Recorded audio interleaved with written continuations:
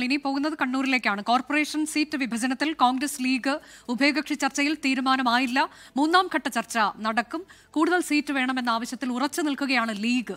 ഷഹദ് റഹ്മാൻ വിവരങ്ങളുമായി. ഷഹദ്, അല്പസമയം മുൻപ് എം.വി. ഗോവിന്ദൻ പറഞ്ഞത് കണ്ണൂർ കോർപ്പറേഷൻ പിടിക്കും ഇക്കുറി എന്നുള്ളതാണ്. ആ ഘട്ടത്തിലാണ് ഇവിടെ ലീഗ് കോൺഗ്രസ് തർക്കം ഉടലെടുത്തിരിക്കുന്നത്. കൂടുതൽ സീറ്റ് വേണം എന്നതിൽ വിട്ടുവീഴ്ചയ്ക്കില്ല എന്നതാണോ ലീഗിന്റെ നിലപാട്? തുടർ ചർച്ചകൾ എങ്ങനെയാണ്?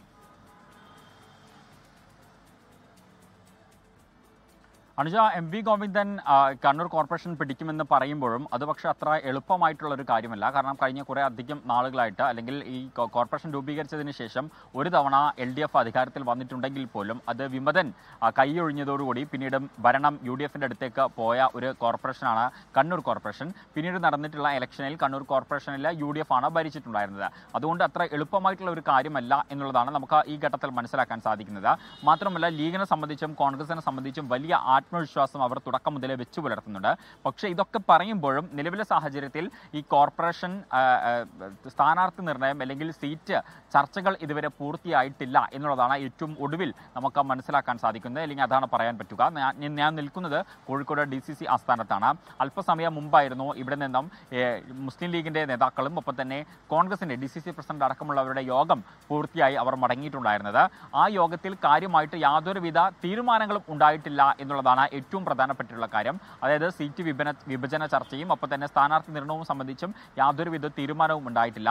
ഇന്ന് വൈകിട്ട് ഒരു അനൗപചാരികമായിട്ടുള്ള ഒരു ചർച്ച ഇന്ന് വൈകിട്ട് നടക്കും എന്ന് പറയുന്നുണ്ട്. ആ ചർച്ചയിൽ ഏതെങ്കിലും തരത്തിലുള്ള പുതിയ ഫോർമുലകൾ ഉരുതിരിഞ്ഞു വരുമോ എന്നുള്ളതാണ് ഏവരും ഉറ്റുനോക്കുന്നത്. അങ്ങനെയാണെങ്കിൽ ഇന്ന് രാത്രിയോടുകൂടി ഒരു അന്തിമ തീരുമാനം കൈക്കൊള്ളുകയും നാളെയോ അല്ലെങ്കിൽ മറ്റന്നാളോ ആയിട്ട് സ്ഥാനാർത്ഥി നിർണയവും അതുപോലെ തന്നെ മറ്റ് പ്രഖ്യാപനങ്ങളും ഉണ്ടാകും എന്നുള്ളതാണ് നമുക്ക് മനസ്സിലാക്കാൻ സാധിക്കുന്നത്. എന്നാൽ അതേ സമയത്ത് പഞ്ചായത്ത് തലത്തിലേക്ക് പോവുകയാണെങ്കിൽ പഞ്ചായത്ത് സംബന്ധിച്ച് കണ്ണൂരിൽ കഴിഞ്ഞ കുറേ അധികം നാളുകളായിട്ട് ഇടതുപക്ഷത്തിന്റെ ആധിപത്യമാണ്. അപ്പോൾ ഇത്തവണ അവിടെ കൂടുതൽ വോട്ടുകൾ നേടുക എന്നതാണ് കോൺഗ്രസ് ലക്ഷ്യം വെക്കുന്നത്. അനുജ, അതാണ് കണ്ണൂരിലെ നിലവിലെ സാഹചര്യം. കോർപ്പറേഷനിൽ നിലവിലൊരു തർക്കമുണ്ട്. അത് കോൺഗ്രസ് ലീഗ് തർക്കമാണ്. കൂടുതൽ സീറ്റുകൾ വേണം എന്ന് ലീഗ് ആവശ്യത്തിൽ ഉറച്ചു നിൽക്കുന്നു. തുടർ ചർച്ചകൾ ഉണ്ടാകും. ഉടൻ തന്നെ പ്രശ്നത്തിന് പരിഹാരം ഉണ്ടാകും എന്നുള്ളതാണ് ഷഹദ് റഹ്മാൻ നൽകിയ വിവരം. ലോകത്തെവിടെയായാലും ഏത് സമയത്തും 24 വാർത്തകളും ഓഗ്മെന്റഡ് റിയാലിറ്റി പാക്കേജുകളും എക്സ്പ്ലെയിനറുകളും വിശദമായി കാണാൻ ഞങ്ങളുടെ YouTube ചാനൽ നിങ്ങൾക്ക് സബ്സ്ക്രൈബ് ചെയ്യാം.